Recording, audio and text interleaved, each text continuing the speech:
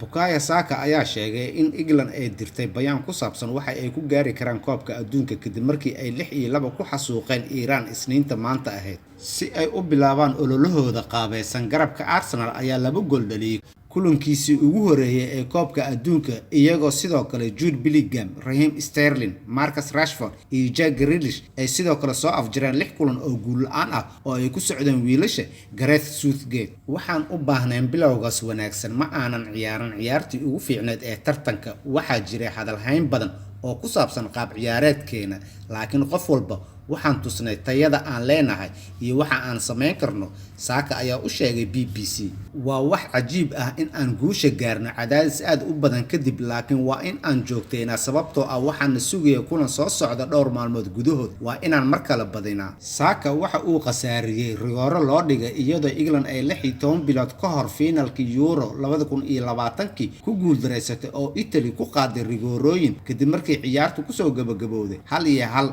isagoo xilligaas Saka uu khasaariyay rigooradii. Laakiin waxa uu dib ugu soo laabtay qaab ciyaareedkiisii heer kooxeed, isaga oo Arsenal ka caawiyay in ay hoggaanka u qabtaan horyaalka Premier League. Waxa uuna sabab u noqday baaqii Southgate ee ahaa in uu ku soo bilaabay isaga oo ka horeeya xiddiga Manchester City ee Phil Foden. Ma qeexi karo dareenka, waa wax cajiib ah. Aad ayaan u faraxsanahay oo aad ayaan ugu faraxsanahay. Sidoo kale waxaan helnay guusha, sidaa darteed runtii waa maalin gaar ah, ayuu raaciyay Saka. Waxaan dareemayaa meel wanaagsan, waxaan dareemayaa taageerada iyo jaceylka taageerayaasha, shaqaalaha tababarka iyo saaxiibadeeda kooxda. Taasi waa waxa aan u baahanahay. Waxaan dareemayaa inaan diyaar u ahay inaan bixiyo 100%, waana sii wadi doonaa inaan sameeyo mar kasta oo aan xirto funaanada. Bellingham ayaa ku daahfuray kubad uu madaxa ku dhaliyay goolkiisii ugu horeeyay ee England. Waxaan idin sheegay inaan doonayo inaan isku dayo inaan goolal badan u dhaliyo Dortmund iyo England, ayuu yiri ciyaaryahanka khadka dhexe ee Borussia Dortmund. Waxay ahayd kubad qurux badan oo ka timid Luke Shaw. Waxaan u joogay inaan iska madaxeeyo, runtii waqti sharaf leh ayay ii ahayd.